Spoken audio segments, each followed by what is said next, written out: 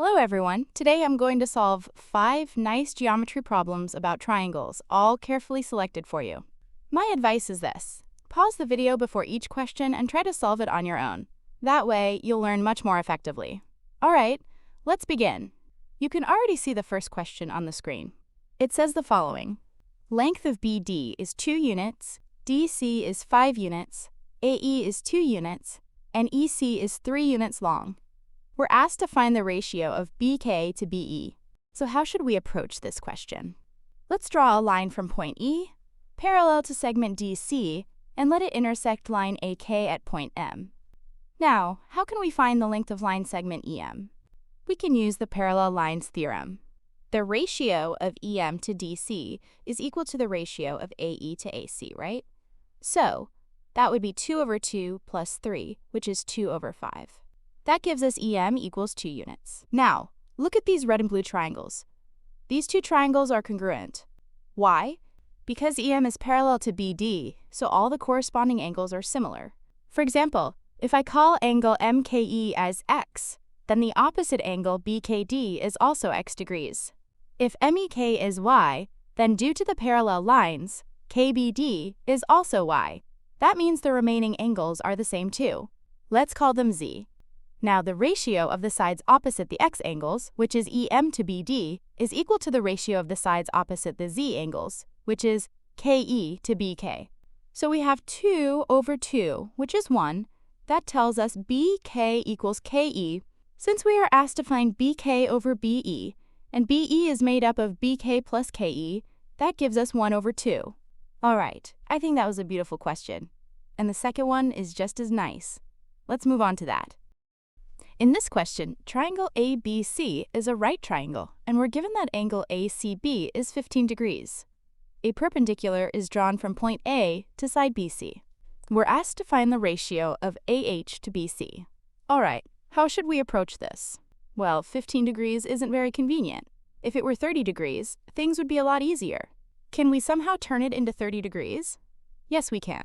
Let's draw a median from point A to side BC. In a right triangle, the median drawn from the right angle vertex to the hypotenuse divides the hypotenuse into 2 equal segments and creates 2 congruent triangles. So then AK, BK, and KC become equal. That means angle KAC is also 15 degrees. Now, in a triangle, an exterior angle is equal to the sum of the 2 interior angles that are not adjacent to it.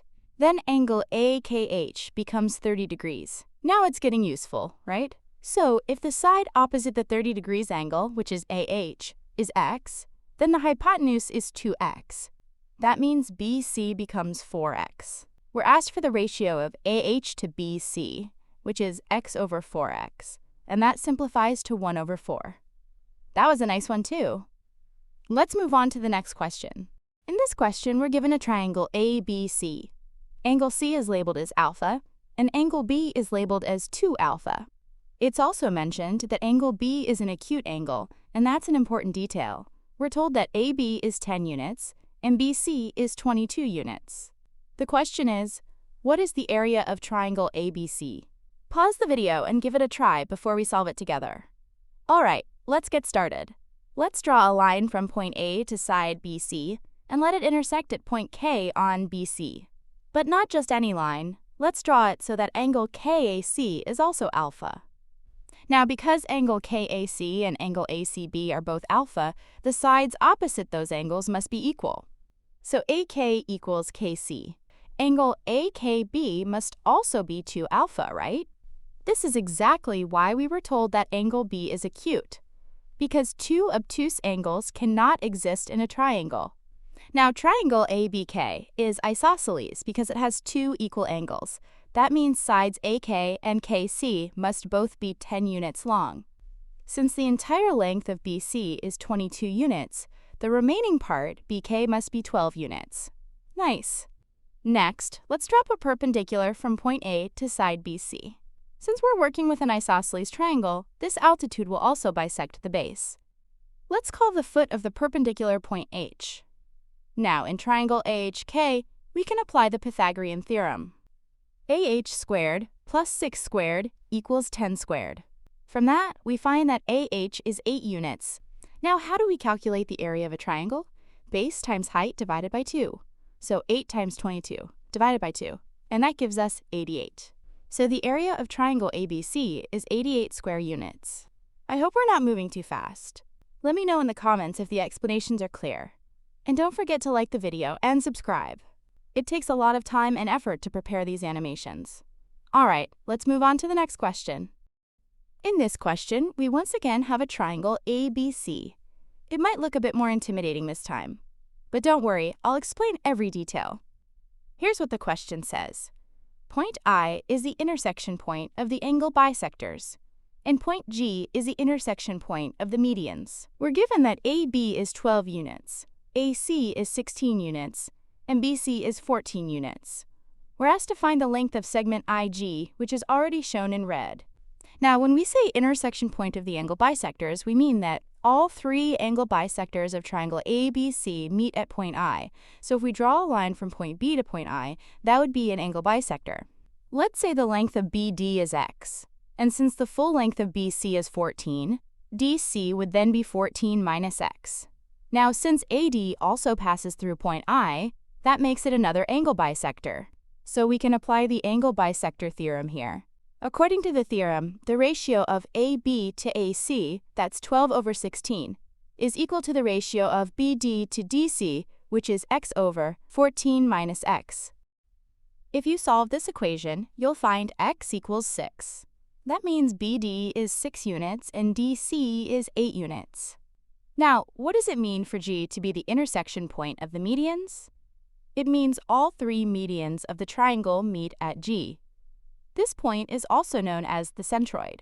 So the segment AK is a median, which means it divides side BC into two equal parts. KC is 7 units, so that leaves 1 unit for DK. Now, take a look at this red triangle. IB is an angle bisector, so we can apply the angle bisector theorem again. The ratio of AB to BD is 12 to 6, so the ratio of AI to ID will also be 2 to 1. Now, because point G is the centroid, AG must be twice as long as GK. And here's the clever part. Since the ratios between the sides are the same, IG must be parallel to segment DK. From the triangle similarity, we know AG over AK is equal to IG over DK, both equal to 2 over 3. So the length of IG is 2 over 3. Yes, this question was a bit more challenging. If I were you, I'd try drawing the diagram by hand and following each step carefully. It really helps with understanding. That was our fourth question. We've got one more. Let's take a look. In our fifth question, we once again have a triangle ABC. The angles are given as shown in the figure, and we're told that AD is equal to DC. We're asked to find the value of angle alpha. Now, geometry is also a matter of visual intuition. The more problems you solve, the more patterns start to form in your mind. For me, whenever I see an obtuse angle, I instinctively imagine drawing a right angle somewhere. So let's draw a perpendicular line from point C to side AB, and let's call the point where it intersects AB point K. That gives us a right triangle AKC. And as you can see, point D is the midpoint of AC. So if we draw a line from K to D, it becomes a median. And because it's drawn from the right angle to the opposite side's midpoint, we now have a triangle where some very helpful angle relationships appear. That means angle AKD is 30 degrees. So angle CKD must be 60 degrees. Now, triangle KDC is isosceles, which means angle KCD is also 60 degrees. So actually, triangle KDC is equilateral because all of its angles are 60 degrees. Now take a look at the blue triangle. This is a right isosceles triangle, isn't it? That makes angle B equal to 45 degrees. So segment KB is equal to KC.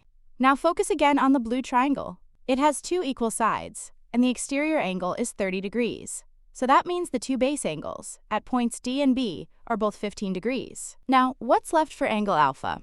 If angle B is 45 degrees, and part of that is 15 degrees, then alpha equals 45 minus 15 equals 30 degrees. I think this was a really elegant question, and this series will continue. I'm also planning to make animations on other topics, not just geometry, but also calculus, integrals, analytic geometry, and more. Of course, that depends on your support for the channel. See you in the next lesson.